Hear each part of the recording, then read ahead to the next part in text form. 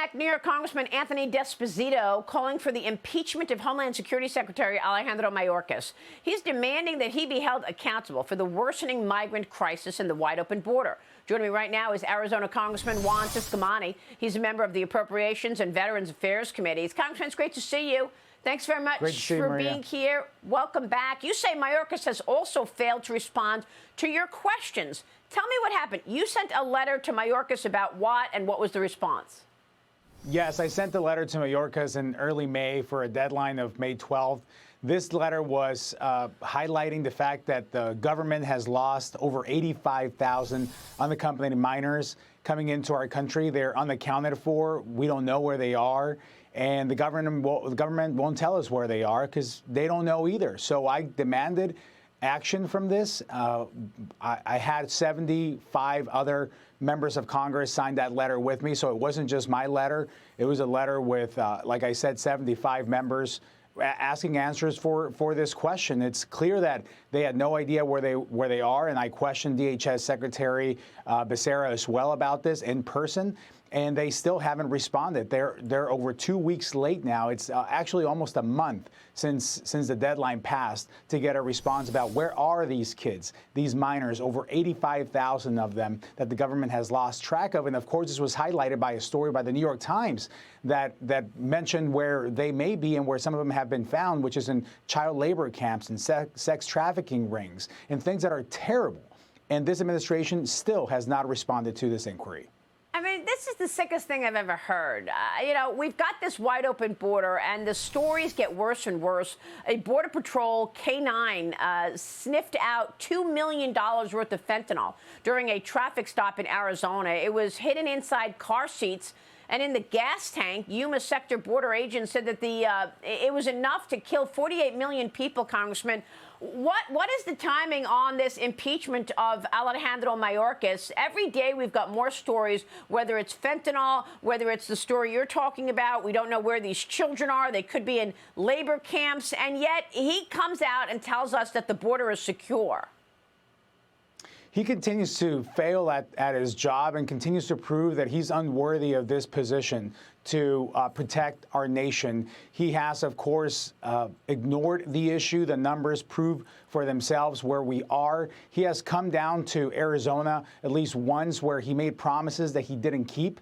And now he's not being responsive to Congress's inquiries either. So in my mind, those are three clear strikes. I've been calling for his resignation for a long time. It's time for Congress to step up the pressure on this and demand his job immediately, given that he has continued to fail. I mean, now you have his own chief retiring of Border Patrol this month, ICE acting director also stepping down this month. The previous Border Patrol director, actually from Tucson, also stepped down a few months ago. There is no leadership here. There's no leadership from Mayorkas, and there's definitely no leadership from President Biden either. They need to take this matter seriously, and they're not. Mayorkas needs to go.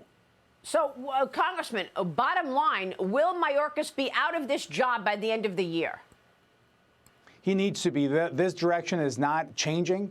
He has proven that he has no interest or the capacity or a combination of both to fix this and to get the job done. So, Congress, I know that we are amping the pressure. There's been pressure from different members as well. And he recently ignored a letter also from Leader Scalise and 3 committee chairs calling for questions around immigrants that have been apprehended at the border that are proven terrorists. And we want to know who they are and how many of them. And yet he's ignored that also. So he's got no regard for Congress either.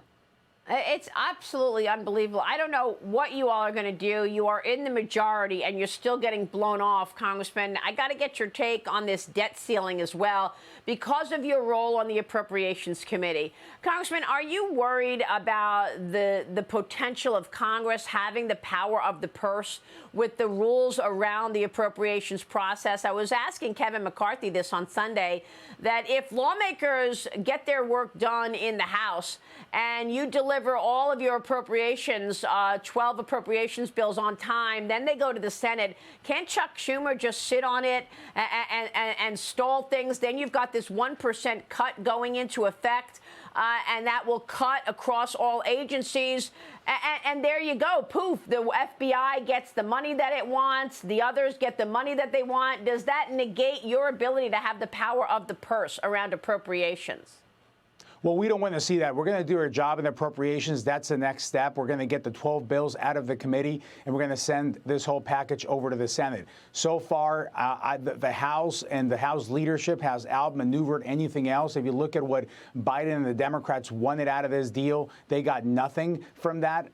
We were able to deliver a bill ourselves and then out-negotiated them in this whole deal. So Schumer, I'm not sure what his strategy is going to be over in the Senate, but I can tell you that I trust the leadership on our side and what's going to come out of the Appropriations Committee to do this right. And also the American people know exactly what's going on and who's going to be driving this ship all the way through.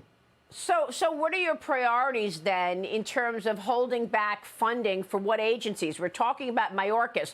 Are you going to go the next step and hold back money in the appropriations to what they want for the border? How are you going to keep them, at their word by the power of the purse? Tell me your priorities for the appropriations. Well, we're going to continue to apply pressure to Secretary Mayorkas, of course, through the channels that you just mentioned.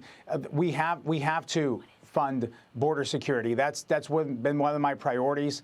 He hasn't done that, and that's part of the problem, is not only allocating the funds, but it's targeting them to the right places, to enhance technology, to hire new agents, to finish the gaps that we have on the wall, to apply the right policies, to actually apply the law that hasn't been done, laws that are in the books. These are all things that funding has influence over, and that's where this needs to go. I look forward to looking at this, of course, and supporting it in the overall markup for appropriations. I sit in transportation, financial services, and labor, health, and human services. These are areas that will have direct influence from the get-go on the subcommittee level. And of course, with Homeland Security, that will be towards the end when the full markup happens. But I will be very supportive of properly funding border security.